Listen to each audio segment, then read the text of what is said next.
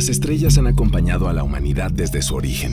Al verlas y cuestionarlas, cientos de miles de personas a lo largo de los siglos han construido civilizaciones, mitologías, poemas, observatorios y templos. Los teotihuacanos se asombraban ante la misma bóveda celeste que vemos nosotros, y esta observación de los astros se materializó en su ciudad. Su orientación busca imitar el movimiento del Sol a través de sus pirámides principales, del Sol y de la Luna, pues la ciudad en conjunto simbolizaba el lugar que dio origen a los dioses, más aún, donde nació el universo. Cada ciudad se ha construido a partir de una forma particular de ver y entender el mundo, y en esto Teotihuacán no era muy distinta a las ciudades en las que vivimos ahora. Como nuestras ciudades de hoy en día, Teotihuacán tuvo sus centros religiosos, sus espacios comerciales y sus barrios multiculturales, donde migrantes de distintas culturas se encontraron para intercambiar productos e ideas. El desarrollo urbano de Teotihuacán inició desde el año 100 antes de nuestra era y continúa hasta el siglo VIII.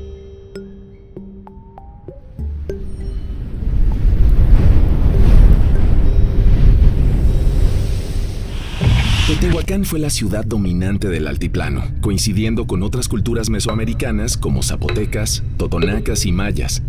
Algunas ciudades contemporáneas a Teotihuacán fueron Monte Albán, en el actual estado de Oaxaca; Palenque, en el ahora estado de Chiapas; Tikal, en Guatemala; y Copán, en Honduras.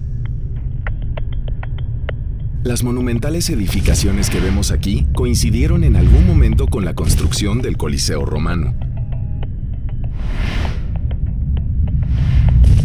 con la extensión de la muralla china hacia el desierto de Gobi,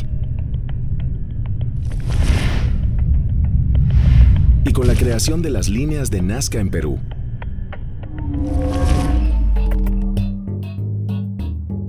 En su apogeo, entre los años 200 y 550 de nuestra era, llegó a tener 200,000 habitantes, siendo una de las ciudades más pobladas del mundo.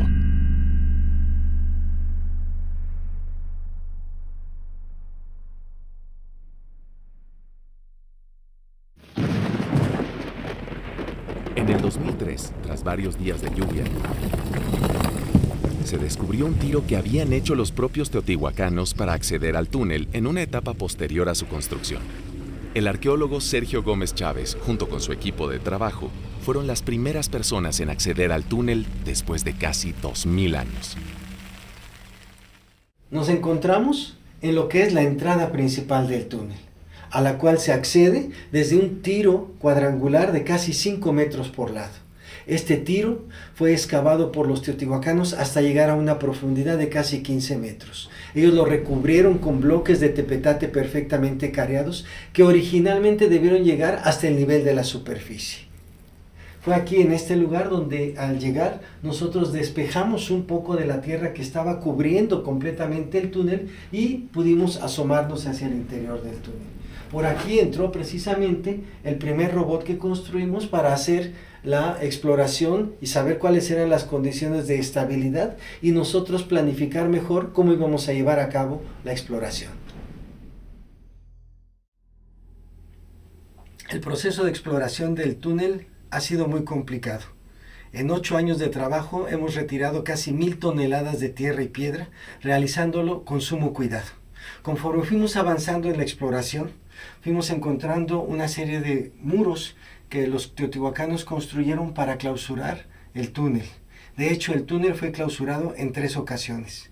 2 de ellas construyendo muros desde abajo hasta la parte superior del techo. Ellos rompieron los muros y después, una vez que ingresaron para sacar o dejar algo, rellenaron completamente todo el conducto subterráneo. Han sido más de 100,000 objetos los que hemos localizado. Objetos tan diversos como recipientes de cerámica, grandes conchas y caracoles, objetos de obsidiana, de jade, serpentina. En fin, hay una gran variedad de materiales que fueron localizados aquí. Se puede apreciar aquí cómo construyeron los muros de hasta 3 metros de ancho, que fueron construidos de adentro hacia afuera. Se puede apreciar cómo los teotihuacanos colocaron el enlucido, el aplanado de lodo y dejaron incluso quedaron impresas las huellas de la mano de la persona que hizo este trabajo. A 63 metros desde el acceso al túnel se ubican dos pequeñas cámaras laterales, al sur y hacia el norte.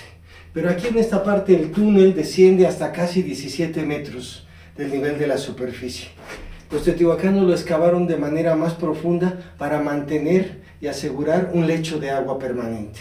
Podemos apreciar cómo ennegrecieron las paredes del túnel para después impregnarla con la pirita y de esta manera resaltar el brillo del mineral metálico. Nos encontramos casi al final del conducto subterráneo, un túnel que tiene 103 metros de longitud.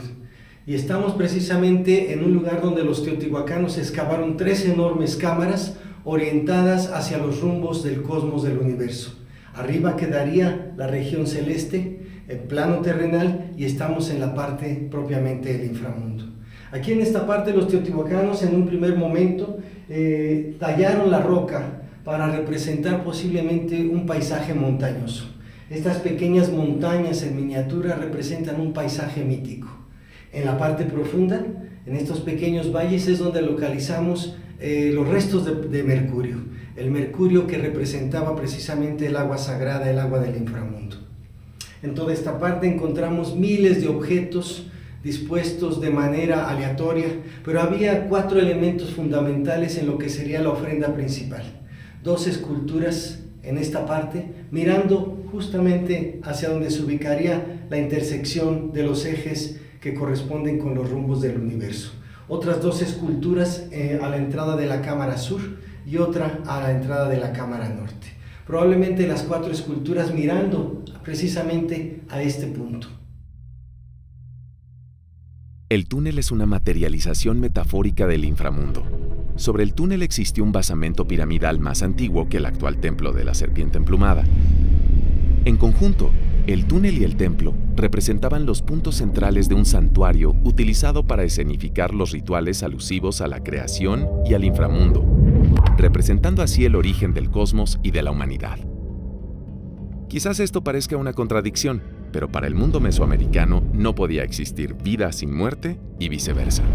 Su universo se entendía de manera dual. Por su importancia simbólica, era un espacio sagrado utilizado para realizar los rituales de transmisión del poder y reactualización del tiempo mítico. Túnel, templo y ciudadela conformaban el centro y eje del mundo, es decir, una columna simbólica que conectaba cielo, tierra e inframundo, así como a los 4 rumbos del mundo. Los teotihuacanos construyeron el túnel como representación de la geografía sagrada del inframundo, la cual era muy parecida a la de la Tierra. Aquí vemos un paisaje mítico, con montañas, ríos y lagos. El inframundo era considerado además un espacio húmedo, pues de ahí brotaban las aguas que, en conjunto con diversos elementos, daban origen a la vida. Tlaloc, como dios del agua y de la lluvia, era el señor del inframundo.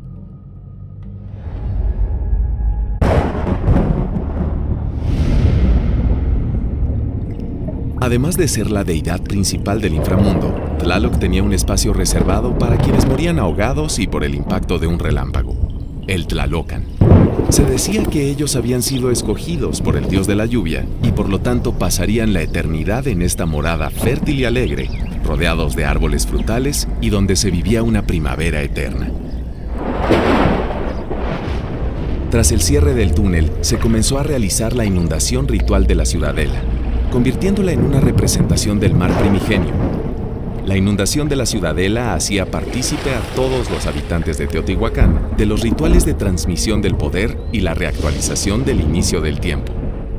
Anteriormente, estos rituales se realizaban al interior del túnel, por lo cual era un grupo reducido de personas quienes eran partícipes de estos rituales.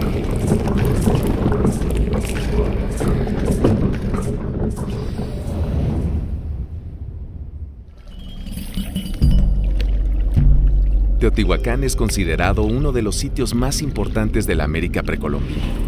Los misterios que la envuelven impulsan los trabajos de investigación para lograr entender el pasado remoto de los mexicanos. Hasta hoy no se ha localizado ninguna tumba de la élite gobernante, a pesar de que los trabajos de exploración recorren más de 500 años de registro.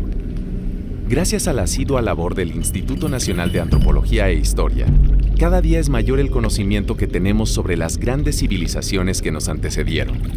El reconocimiento de nuestro pasado milenario y la grandeza de las civilizaciones antiguas que ocuparon nuestro territorio son motivo de orgullo e identidad del México contemporáneo.